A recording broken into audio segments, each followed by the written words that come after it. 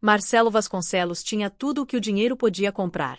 Aos 35 anos, comandava a Vasconcelos Tech, uma das maiores empresas de tecnologia do país, com escritórios espalhados por 3 continentes. Seu rosto estampava capas de revistas, seu nome abria portas em qualquer lugar do mundo, e sua agenda estava sempre repleta de compromissos que movimentavam milhões. Mas havia algo que o incomodava profundamente, algo que nem todo o seu sucesso conseguia preencher: a solidão. Naquela terça-feira chuvosa de junho, Marcelo deixou o escritório mais cedo que o habitual. Seu motorista estava de folga, e ele decidiu caminhar pelas ruas do centro da cidade, algo que não fazia havia anos. Precisava pensar, respirar, sentir-se humano novamente. Foi quando a chuva começou a cair com mais intensidade que ele se refugiou em uma pequena biblioteca pública, um prédio antigo que ele nunca havia notado antes, apesar de passar por aquela rua centenas de vezes. O interior era acolhedor, com cheiro de livros antigos e madeira envernizada. Poucas pessoas ocupavam as mesas espalhadas pelo salão principal. Foi então que ele a viu. Sentada em um canto discreto, próxima à janela, estava uma mulher de aparência simples, cabelos castanhos presos em um coque desleixado, óculos de grau com armação fina, vestindo um suéter bege que parecia ter visto dias melhores. Ela lia concentrada, completamente alheia ao mundo ao seu redor, movendo os lábios levemente enquanto seus dedos deslizavam pelas páginas amareladas de um livro antigo. Marcelo não conseguiu explicar o que aconteceu naquele momento. Talvez fosse a paz que emanava dela, a forma como parecia genuinamente feliz naquele canto esquecido do mundo, ou simplesmente a curiosidade de encontrar alguém que não estava grudado em um celular ou laptop. Ele se aproximou devagar, pegou um livro qualquer de uma estante próxima e sentou-se a algumas mesas de distância, apenas observando. A mulher levantou os olhos brevemente, notou sua presença com um olhar neutro e voltou à leitura. Não houve reconhecimento, não houve o brilho de interesse que Marcelo estava acostumado a ver nos olhos das pessoas quando reconheciam. Para ela, ele era apenas mais um desconhecido em uma biblioteca. E isso foi libertador. Marcelo voltou à biblioteca no dia seguinte. E no outro. E no outro. Sempre no mesmo horário, sempre pegando um livro diferente, sempre sentando próximo o suficiente para vê-la, mas distante o suficiente para não parecer invasivo. Ele começou a perceber padrões. Ela chegava sempre às 15 horas, pedia um chá na pequena cafeteria da biblioteca, escolhia livros de poesia ou filosofia, e ficava até às 18 horas, quando guardava tudo cuidadosamente em uma bolsa de pano surrada e partia. Na quinta visita, Marcelo finalmente reuniu coragem. Quando ela se levantou para pegar outro livro, ele se aproximou da estante ao lado. Desculpe incomodar, disse ele, tentando soar casual, mas vi que você está lendo Fernando Pessoa. É um dos meus preferidos. Ela olhou para ele por cima dos óculos, avaliando se deveria responder. É, disse por fim, com um tom que não era nem frio nem caloroso, apenas neutro. Sim. Não sou nada. Nunca serei nada. Não posso querer ser nada, citou Marcelo. Um pequeno sorriso tocou os lábios dela. À parte isso, tenho em mim todos os sonhos do mundo, completou ela. Você realmente lê Pessoa ou apenas conhece as citações famosas? Marcelo riu, pegando um volume de mensagem da estante. Confesso que já faz tempo. Mas costumo ser sincero sobre minhas limitações. Isso é raro, ela disse, e pela primeira vez seus olhos o estudaram com real interesse. A maioria das pessoas prefere fingir que sabe de tudo. Sou Marcelo. Ele estendeu a mão. Ela hesitou antes de apertar. Clara.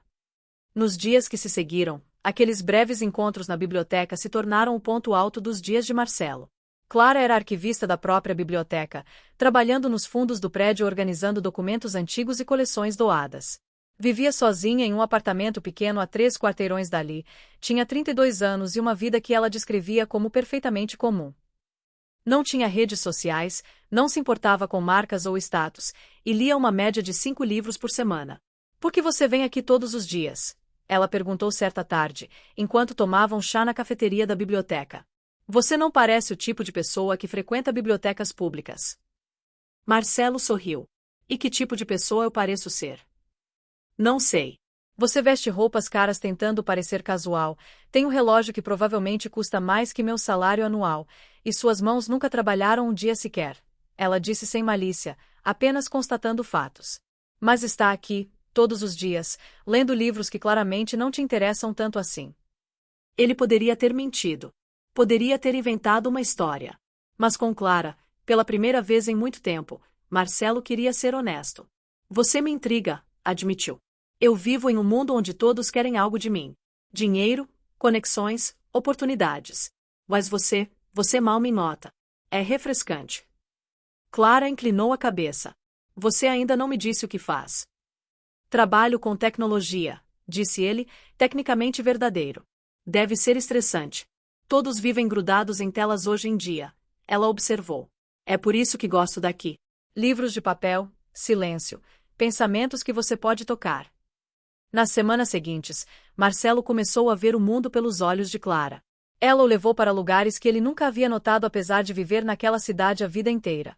Uma pequena livraria de usados onde o dono conhecia cada cliente pelo nome, um parque escondido entre prédios onde pássaros raros faziam ninhos, um café minúsculo que servia o melhor bolo de chocolate que ele já havia provado. Clara não tinha carro, não ia a restaurantes caros, não viajava para lugares exóticos. Sua vida era feita de pequenos prazeres, um livro novo, uma caminhada sob as árvores, uma conversa significativa. E Marcelo se viu apaixonado. Não pela usual paixão ardente e dramática, mas por algo mais profundo e assustador. Ele se apaixonou pela forma como Clara via o mundo, pela gentileza genuína com que tratava todas as pessoas, desde o mendigo da esquina até a diretora da biblioteca. Pela inteligência afiada que se escondia atrás daqueles óculos simples. Pela paz que ela carregava consigo aonde quer que fosse. Mas havia um problema crescente. Quanto mais tempo passavam juntos, mais Marcelo sentia o peso da mentira por omissão. Ele não havia exatamente mentido sobre quem era, mas também não havia sido totalmente honesto. E sabia que precisava contar a verdade antes que ela descobrisse por conta própria. A oportunidade surgiu 2 meses depois de se conhecerem, quando Clara finalmente aceitou jantar na casa dele. Marcelo morava em um apartamento de cobertura com vista para toda a cidade, com decoração minimalista assinada por um arquiteto premiado e uma adega que valia mais que a maioria das casas. Quando Clara entrou e viu o lugar, ela parou. Seus olhos percorreram o ambiente, entendendo lentamente a escala da discrepância entre o que imaginava e a realidade. Você disse que trabalhava com tecnologia, disse ela, a voz cuidadosamente controlada. E trabalho, Marcelo se apressou em responder. Eu só não mencionei que sou CEO da Vasconcelos Tech. Clara recuou um passo. Marcelo Vasconcelos. Claro. Como eu não percebi antes. Ela riu, mas não havia humor no som. O homem que está nas capas de revista, que saiu com atrizes e modelos, que tem mais dinheiro do que pode contar. E eu achei que você era apenas um cara comum que gostava de livros. Eu sou apenas um cara que gosta de livros, insistiu Marcelo, se aproximando. Tudo isso, ele gesticulou para o apartamento luxuoso, é apenas circunstância. Não é quem eu sou. Mas é o mundo em que você vive, Clara disse, e havia tristeza em sua voz agora. Marcelo, olhe para mim. Realmente me olhe. Eu sou o invisível. Passo pela vida sem que as pessoas me notem. Uso as mesmas 5 roupas há anos, moro em um apartamento do tamanho dessa sua sala, e minha maior extravagância é comprar livros usados. Somos de mundos completamente diferentes. E daí? Marcelo disse, sua voz carregada de emoção. Você acha que me importo com isso? Clara, nos últimos 2 meses eu fui mais feliz do que nos últimos 10 anos. Com você, eu não preciso ser o CEO, o empresário, o nome em uma revista. Posso ser apenas eu. Mas você não pode simplesmente dividir sua vida assim, argumentou Clara. Uma hora você vai ter que me levar para um evento da empresa, ou eu vou aparecer em alguma foto, e então todos vão olhar para nós e perguntar o que o grande Marcelo Vasconcelos está fazendo com a arquivista sem graça da biblioteca. Você não é sem graça, Marcelo disse firmemente, pegando suas mãos. Você é a pessoa mais interessante que já conheci. E sim, nossos mundos são diferentes. Mas talvez seja exatamente por isso que funcionamos. Você me faz lembrar do que realmente importa. Me faz enxergar além dos números e das planilhas. Me faz querer ser uma pessoa melhor. Clara fechou os olhos, lágrimas deslizando pelas bochechas. Eu também me apaixonei por você. E isso me apavora, porque não sei como isso pode dar certo. Não sei como ser parte do seu mundo sem me perder completamente. Então não seja parte do meu mundo, Marcelo disse, limpando suas lágrimas com o polegar. Seja meu mundo. Me ensine a viver do seu jeito. Me mostre que a vida pode ser mais do que reuniões e conquistas. Podemos encontrar um meio-termo, onde nenhum de nós precise abrir mão de quem é. Clara abriu os olhos, olhando fundo nos dele. Você realmente acredita nisso? Com toda a certeza que tenho. Ela respirou fundo. Então vamos devagar. Sem promessas que não podemos cumprir. Vamos ver se conseguimos construir algo real, apesar de todas as diferenças. Devagar está perfeito, Marcelo concordou, sorrindo pela primeira vez naquela noite. Os meses seguintes foram uma dança delicada de compromissos e descobertas. Marcelo começou a reduzir sua carga de trabalho, delegando mais e aprendendo que o mundo não desabaria se ele não estivesse presente em cada reunião.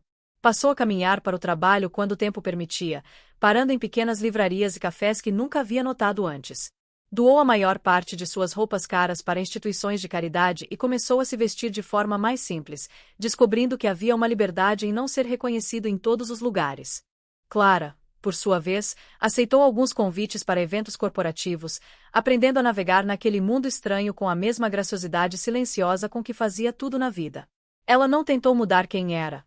Não trocou seus suéteres confortáveis por vestidos de grife, não fingiu gostar de conversas vazias sobre mercado de ações. E surpreendentemente, ou talvez não tanto, as pessoas a respeitaram por isso. Sua autenticidade era tão rara naquele ambiente que se tornou sua marca. Houve momentos difíceis.